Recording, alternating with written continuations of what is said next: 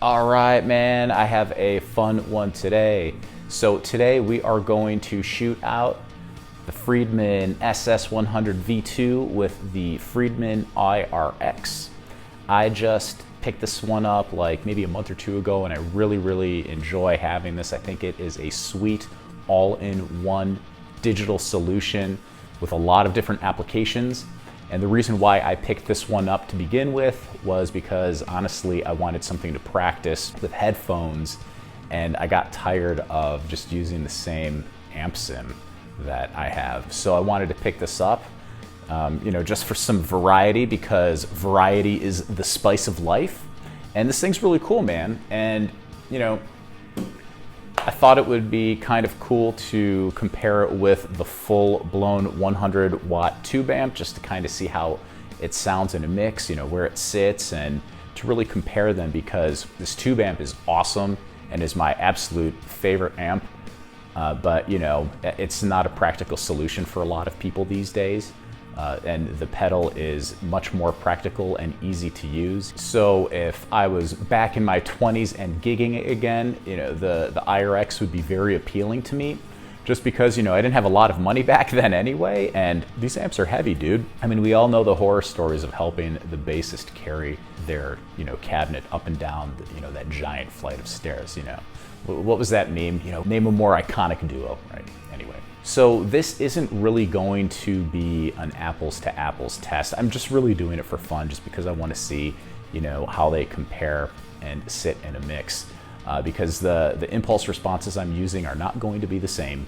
I'm going to run the SS-100 through my Torpedo Captor X and use, probably the Zilla cab profile, or maybe I'll use the Lynch Mars cab profile through that. And it's pretty cool, because you can adjust mic placements and things like that. And I will be using the stock IRs with the Friedman IRX. So I know you can install and use your own impulse responses with the IRX, but in this instance, I wanted to use the stock impulse responses because honestly, they sound really good, and it keeps it simple. And honestly, if you can't get a good sound with them, then you might be doing something wrong. But anyway, let's check it out, and then we can talk about it afterwards.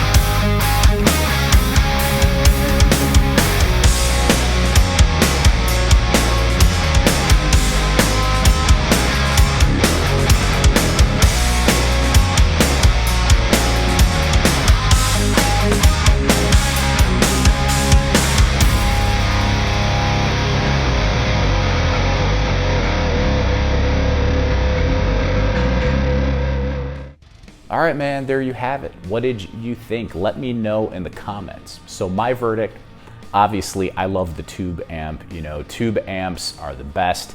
They always have been the best. They always will be the best. They just sound more organic, you know. They're like the rings of power of the guitar equipment realm. You know, they rule all.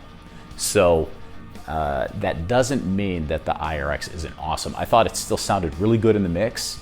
You can get some great sounds with it. I know a lot of people are getting great sounds with them live, just putting that on their pedal boards and running right to front of the house. It's a super easy, viable option. If I was in my 20s, I would totally go for it because, I mean, let's face it. I mean, this is $500 and the amp is like what, like $4 grand, right? Give or take. Actually, I think it's a little over $4 grand, but like you could probably find it used for like high threes maybe. But yeah, I mean, this is like what, like 12–13% of the cost of the amp. So, I mean, you're still getting that Friedman sound. It sounds really good. So yeah, it's a very viable option, man. I dig it. I like both. I want to keep both. So that is what I am going to do. So if you've made it this far, like, subscribe, all that stuff. If you disagree with anything I said, let me know in the comments and we can fight about it. But either way, we will see you next time.